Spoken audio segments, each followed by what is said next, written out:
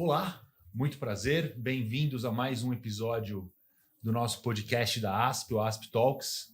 Hoje nós não estamos gravando no nosso estúdio tradicional, mas nem por isso não deixa de ser um episódio especial. Vamos tratar hoje de reforma tributária com os nossos convidados que gentilmente aceitaram o convite, a doutora Thalita Pimenta Félix e o doutor Natanael Martins. Muito bem-vindos e muito obrigado. Prazer é nosso. Bom, gente, estamos aqui no início de 2024, talvez o tema mais discutido na área jurídica e além da área jurídica, a reforma tributária. E gostaria de começar perguntando, a reforma tributária me parece que o elemento principal dela é a tributação sobre o consumo. Tá certo a gente achar que a maior relevância da reforma tributária era a tributação sobre o consumo? Como que vai funcionar isso? Rogério, prazer estar aqui com você, com o meu querido professor Natanael. Sim, a reforma tributária hoje, ela é a reforma tributária do consumo. Mas talvez para entender um pouco melhor isso, é válido pensar o seguinte: o sistema tributário brasileiro hoje, ele é fundado em 4 pilares, para ficar fácil: renda, patrimônio, folha de salários e consumo. Então, essas 4 bases de riqueza, nessas 4 bases de riqueza, incide toda a tributação brasileira. E hoje, o maior problema do litígio brasileiro e da complexidade das regras, ele se centra na tributação sobre o consumo. Então, a reforma, por isso que há 40 anos nós esperamos essa reforma tributária. 40 anos, né, professor Natanael? 4 décadas. E agora é um feito histórico. Nós vivemos um momento nunca antes visto na história do Brasil em relação às regras do jogo tributário. E o principal esqueleto, a principal estrutura da discussão é a reforma tributária sobre o consumo. Professor Natanael. Correto. A Thalita está bem, ela bem colocou, porque mais para além da reforma tributária do consumo, o governo pretende e vem fazendo pontualmente a reforma tributária também da renda. Da renda. Exatamente. E diferentemente da reforma tributária do consumo, que precisou de uma emenda constitucional, precisou emendar a Constituição, a reforma tributária da renda, como diz respeito ao tributo da União, basta veicular por lei ordinária. E ela, sim, já o fez recentemente, mudou-se a regulação da tributação das entidades offshore, de quem tem investimento no exterior, regulou completamente para dizer que se o investimento no exterior é um investimento de rendas passivas, ou seja, são rendas financeiras, passarão agora a ser tributada à medida do oferimento da renda e não mais protraindo. Uma outra mudança que vem sendo muito falada, a tributação dos dividendos. Sim. Pode acontecer. Inclusive para os nossos ouvintes, os dividendos das sociedades de advogado, né? O problema é que a decisão de tributar, ou voltar a onerar a tributação de dividendos, implica, a meu ver, necessariamente em recalibrar a tributação das pessoas jurídicas. E mais, em pensar seriamente se o retorno da tributação dos dividendos não vai trazer de volta uma complexidade imensa que se tinha na tributação da renda. Eu explico. No momento que lá atrás, se não me engano, o secretário da década de 90, o governo Fernando Henrique Cardoso, Everardo Maciel, o secretário, ele decidiu não tributar mais os dividendos, concentrar a tributação na pessoa jurídica, ele o fez também pensando na simplicidade da arrecadação e da fiscalização. Elevou-se as alíquotas da pessoa jurídica, possuindo da pessoa jurídica, a contribuição social sobre o lucro líquido, em detrimento de não tributar mais os dividendos. E, em contrapartida, uma simplicidade maior. No projeto que o governo pretendeu colocar de voltar a tributar a renda, voltaria toda aquela complexidade das figuras da distribuição disfarçada de lucros, porque há uma manipulação. Tradição. Ninguém gosta de pagar tributos. Vindo a tributação da renda, tentar usar a pessoa jurídica como uma fonte provedora de renda. E aí vem a figura da DDL, como se fala, tributariamente falando. Mas o que me preocupa mais é que eu não posso simplesmente editar uma norma dizendo que o dividendo passa a ser tributável à alíquota de 15, 20 ou 25, sem antes recalibrar o lucro das pessoas jurídicas. Porque senão vai ser natural a fuga do investimento de risco. Para que eu vou fazer um investimento de risco altamente oneroso se, virando a página, eu faço um investimento de capital num conforto muito maior? Então, uma assodada tributação de dividendo pode amanhã criar uma disfunção muito grande. Os investimentos produtivos minguarem em detrimento do crescimento das rendas passivas, o investimento no capital, investimento de capital. Para que eu vou correr o risco? Deixo o meu investimento na renda direta, num CDB, Sim. num RDB, enfim, num LCI. E então, qualquer debate que queira se ter, e talvez precisamos ter, tem que passar por modelagens econômicas sérias. E não simplesmente olhar que o empresário, o dono titular da empresa, ele recebeu mais. Ele não pagou nenhum tributo, não. Para ele obter aquela renda, ele pagou muito. Primeiro, o risco de ter a sociedade empresária, inclusive a sociedade de advogados. E para obter aquela renda, diversos tributos foram pagos. Muito custo foi incorrido na obtenção daquela renda. Vamos tributar? Vamos, mas vamos recalibrar, então, a carga para conseguir uma certa igualdade com a renda oriunda do capital? Aí teremos um debate um pouco mais produtivo, um pouco mais sério, e verificando, mas vale a pena isso, e trazendo todo o arsenal de problemas que tínhamos na década de 70, de 80, que era a discussão infindável se houve distribuição disfarçada de lucros ou não. Então, será que a simplicidade e praticidade que nós temos hoje, ela não iria ralo abaixo, tornando o regime novamente complexo? Realmente a discussão é complexa. Nessa linha, a gente primeiro começou falando da tributação sobre o consumo e depois fomos para a tributação sobre a renda. Existe um equilíbrio ideal para um país, um equilíbrio econômico ideal entre tributar o consumo, entre a tributação do consumo e a tributação da renda? Esse equilíbrio ideal faz sentido no Brasil? O Brasil é um caso específico? Essa talvez seja imagino que a resposta seja complexa, mas sempre foi uma dúvida que, lendo jornais sobre a reforma tributária, me vem. Rogério, é uma pergunta muito difícil, muito profunda essa sua, mas eu vou dizer o seguinte, eu vou começar dizendo o seguinte, que eu acho que vale a pena a gente entender. O propósito aqui do ASP Talks, que é capitaneado por você, é fazer esclarecimento sobre esse momento jurídico, desse debate jurídico, né? Exatamente. Então vamos lá, por que a gente briga tanto por uma reforma tributária sobre o consumo? Né?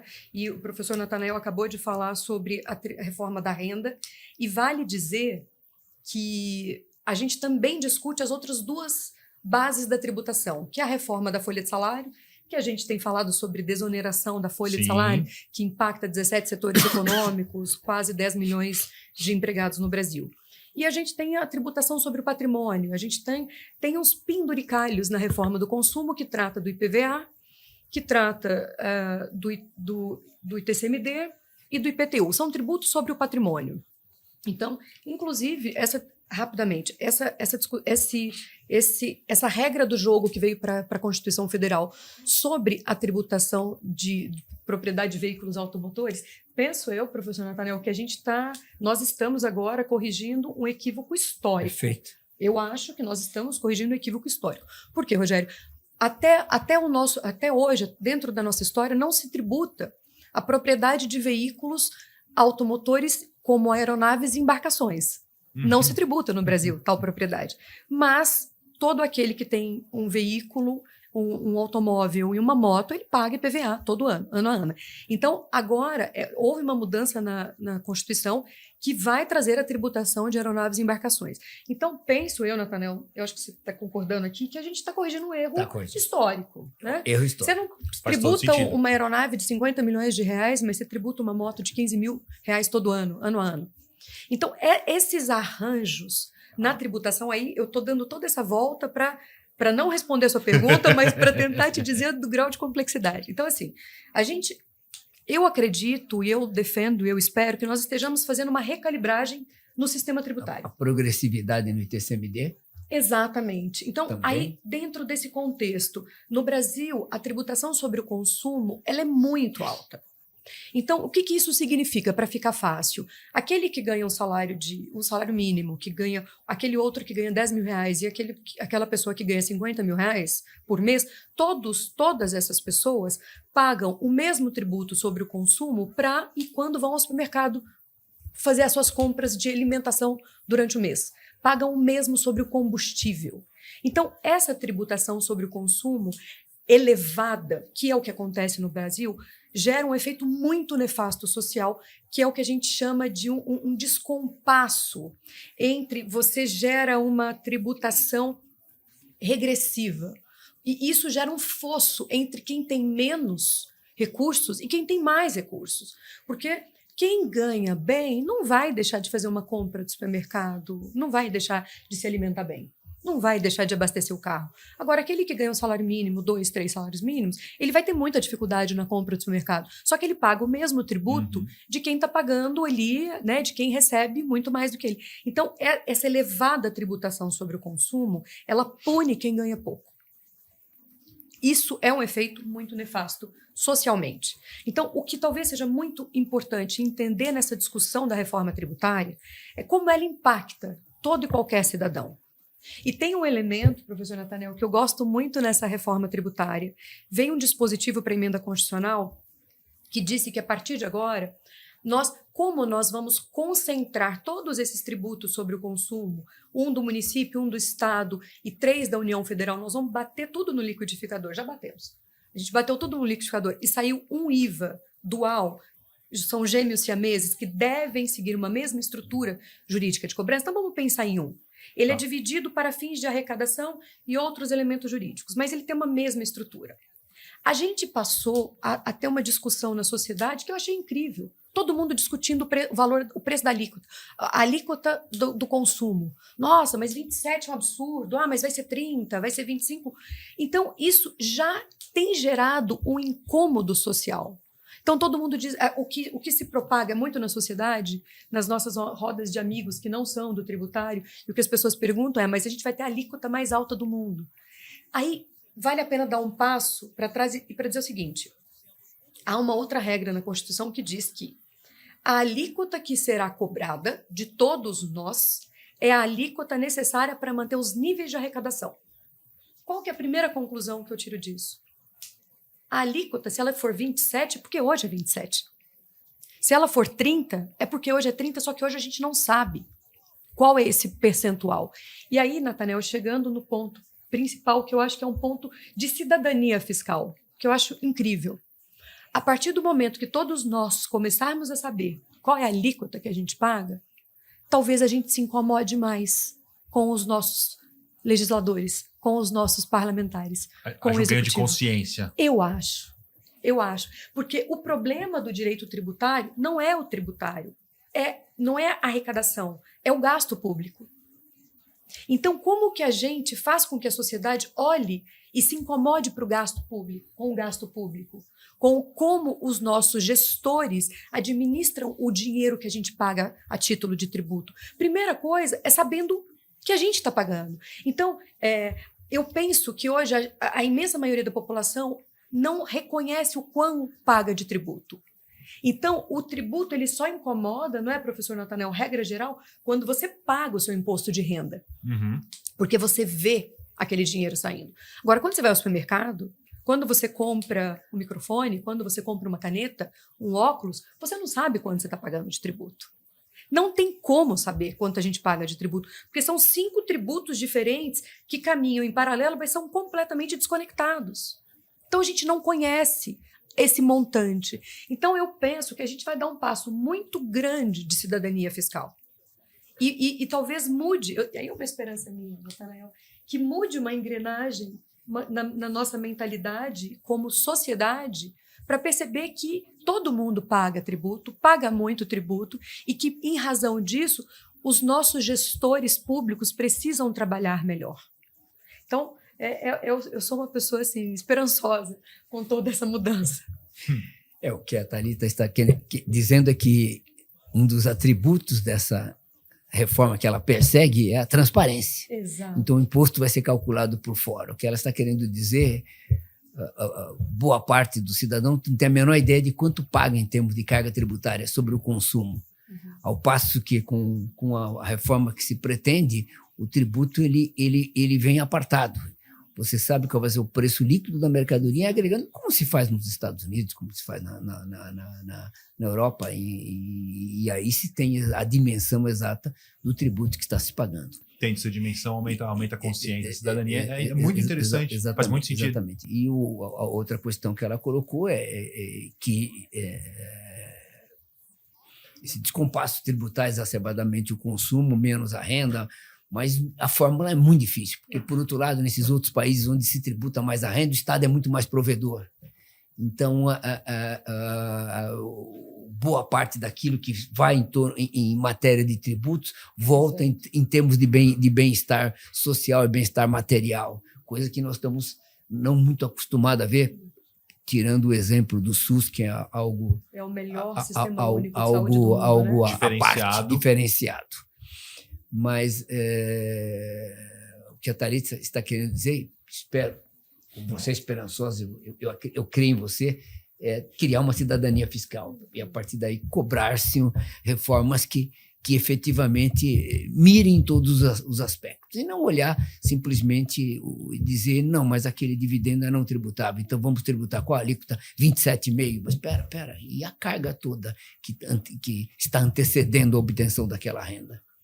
Claro. Então, você viu que eu desviei da sua pergunta, né, Natanael? Eu imaginava que ela era capciosa mesmo, mas a discussão é muito interessante para tentar, embora infelizmente não exista uma fórmula mágica para equilibrar a tributação sobre consumo e renda, a discussão essas chaves que vocês colocam aqui, eu acho que é muito, muito interessante, muito esclarecedor. Recentemente, ainda sobre tributação sobre a renda, recentemente voltou a se falar no Brasil sobre tributação das grandes fortunas. Como vocês veem isso, que nos Estados Unidos esse debate vai e volta, no Brasil ficou adormecido há alguns anos, recentemente voltou. Tem alguma benesse social em tributar grandes fortunas? O que se tem de experiências mundo afora, que eu li, não vivi, é que é um tributo que nunca se mostrou eficaz. Eu creio que melhorar a tributação na sucessão, na herança, é mais eficaz do que imaginar se tributar as grandes fortunas. A começar, o que seria essa grande fortuna? Sim. Então, num país tão desigual quanto este, onde é que vai ser o corte? Mas eu creio que a tributação na sucessão talvez devesse ser pensada. Como ficaria, na opinião do professor, uma alteração do TCMD? Não, já está sendo implementada. Por exemplo, a progressividade. A progressividade. São Paulo, por exemplo, não tem. São Paulo, aliás, ele acabou de propor uma lei tímida, é verdade, tá, na Assembleia, instaurando a progressividade, que é um mandamento constitucional.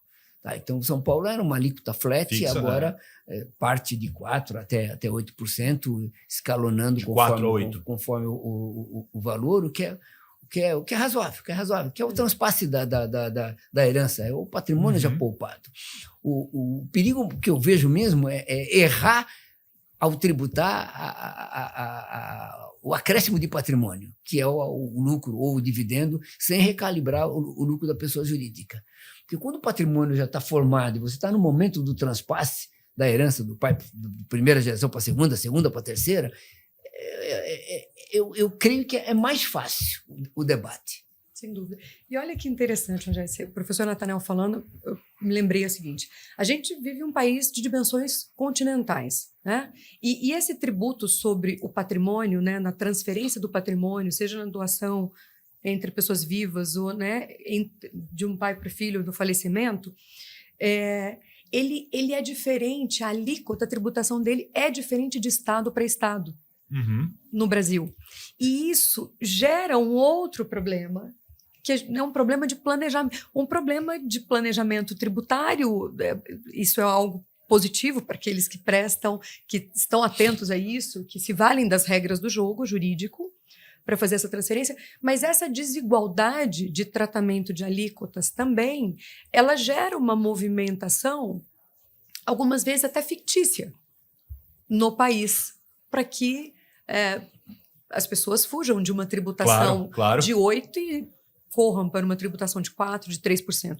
Então, isso vale dizer, né, professor, que a gente, para você ver, por isso que eu falei, a gente tem 4 bases de tributação da riqueza na nossa legislação, né? E as 4 estão em discussão: consumo, renda, patrimônio e folha de salário. As 4 estão em discussão. E, paralelamente a isso, Rogério, olha que interessante, a gente tem uma discussão que eu costumo dizer que é uma reforma mais silenciosa, porque ela não tem chamado tanta atenção da mídia e dos juristas quanto a tributação sobre a reforma do direito material. É a tributação do processo. Hoje existem 5, 7 projetos no Senado Federal, sob relatoria do senador Efraim, que trazem uma profunda discussão sobre as regras processuais do jogo jurídico tributário. E esses projetos de lei, eles têm uma finalidade muito, eu acho que cívica também, professor Natanael, de trazer uma maior efetividade para a cobrança do crédito público brasileiro. Hoje nós temos estatísticas de que a cada 100 execuções fiscais, 1,5 delas tem efetivamente um resultado positivo. É muito pouco. É muito pouco. E aí é curioso isso, porque o professor Natanael e eu damos aula de direito tributário. Eu percebo que nos meus alunos de graduação, eles chegam na aula de direito tributário com uma mentalidade de briga, de conflito, de litígio entre Estado e contribuinte, e empresário. Como se o Estado fosse um agente do mal, né? Então, por que eu estou dizendo isso? Porque eu acho que a gente talvez esteja passando por uma mudança, e penso eu, desejo eu, nessa próxima década, que são 10 anos de transição das leis da reforma do consumo, em que a gente, em paralelo, talvez precise mudar a forma de ver tudo isso. Porque o Estado, quando ele cobra um tributo, ele cobra um dinheiro que é necessário para a sua manutenção. Se a gente se incomoda, como nos incomodamos muitas vezes, com a forma que esse dinheiro é gasto, isso não justifica uma desestrutura das regras do jogo jurídico tributário, né? Uma ineficácia das cobranças. Então, tudo isso, Rogério, está em profunda mudança. Então, esses projetos de lei da reforma do processo tributário, que devem, possivelmente, ao que se espera, que sejam apresentados ao Parlamento, ao Senado, em abril, maio, para serem votadas ainda este semestre. Nossa, então está tudo acontecendo ao mesmo tempo. A reforma tributária realmente é completa. Ao mesmo tempo. Então, para a gente que estuda isso o tempo todo, está muito difícil acompanhar, né, Natanael? Eu não sei para você, professor, mas para mim está. Para quem não é da área como eu, fica então, mais difícil ainda. Está muito difícil, mas é importante. Assim, esse trabalho que você está fazendo agora é muito importante porque a gente precisa colocar luzes em toda essa discussão. Então, e não só, eu acho que muito para além de mudanças de regrinhas, de leis, né? A questão não é essa, mas o que está por trás de tudo isso? Qual o benefício que a sociedade tem, Rogério, de a cada 100 execuções fiscais receber 1,5 dessas execuções? Se o Estado não recebe o dinheiro com o qual ele contava que ele precisa para se manter, ele vai ter que cobrar mais de alguém. E aí a gente bate na tributação da renda, que vem o ministro da Economia com uma discussão de tributa lucros e dividendos, não tributa. Aí o professor Natanael chamou atenção para um ponto belíssimo e altamente relevante e estratégico. Se você tributa muita pessoa jurídica, é porque você está liberando esse segundo pé da transferência do dinheiro da pessoa jurídica para as pessoas físicas ou jurídicas ali, né, que estão por trás dessa pessoa jurídica. Mas você também não pode tirar esse benefício dessa não tributação de lucros e dividendos e manter a tributação da pessoa jurídica no patamar que está. Sob pena de voltar ao complexo cenário de DDL. Isso, e uma elevadíssima tributação. O desinvestimento. E o desinvestimento. Que é justamente o contrário do que se deseja. Então, às vezes, não é, professor Natanael? Eu acho, ouvindo agora, falando sobre tudo isso, e o professor Natanael é professor de todos nós aqui no Direito Tributário Brasileiro, altamente respeitado, prestigiado por todos nós, e é um privilégio estar aqui com você, professor. tudo isso nos mostra que, assim, talvez essa pretensa mudança de jogo agora, mudança das regras do jogo agora, elas podem ter um efeito positivo a curtíssimo prazo para os cofres públicos, a curtíssimo prazo.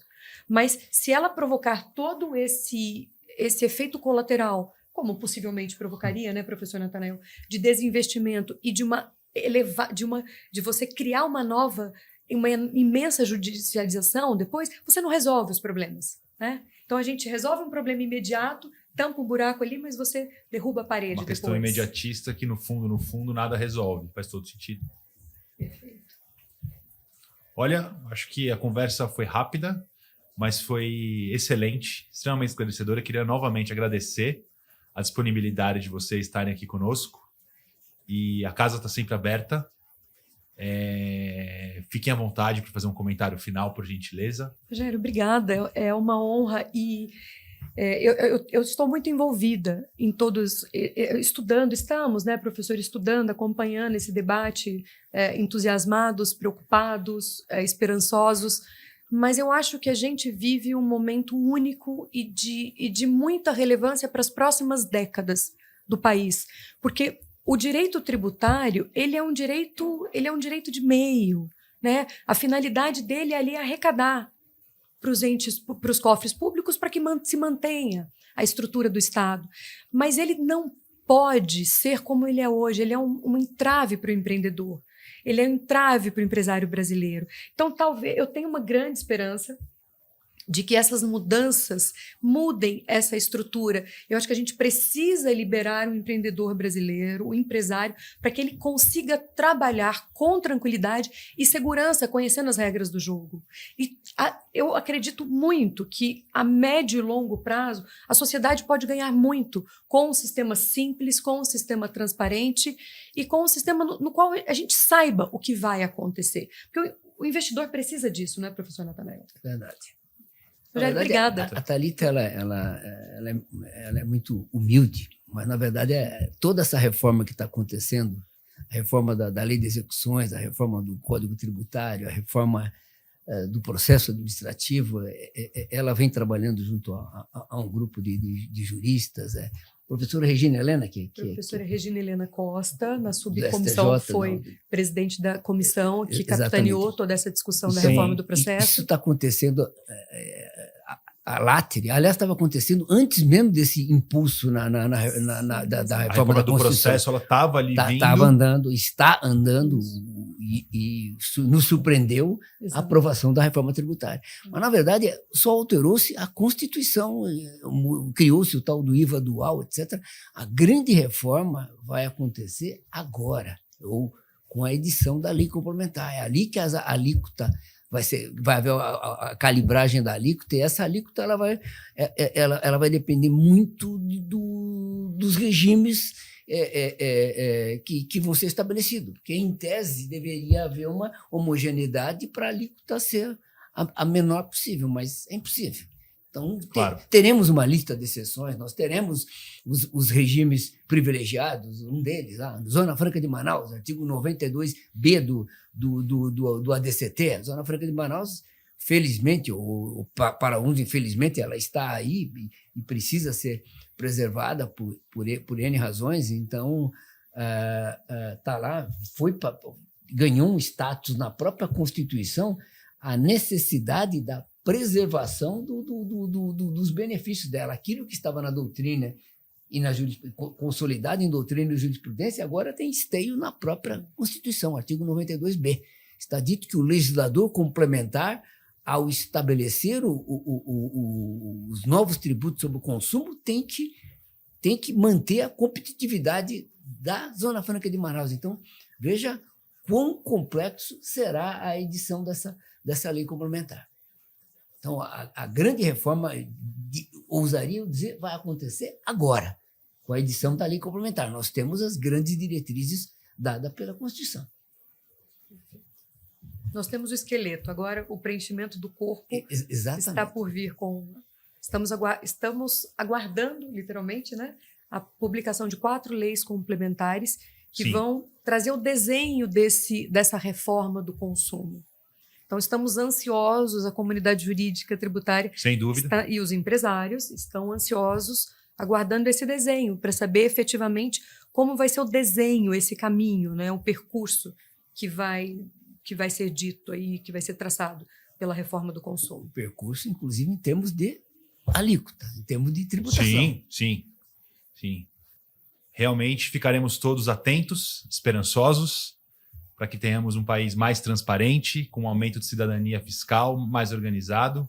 Enfim, mais uma vez eu agradeço, eu acho que o papo foi excelente. Queria convidar os nossos ouvintes para os nossos próximos episódios. Fiquem atentos nas plataformas. Muito obrigado.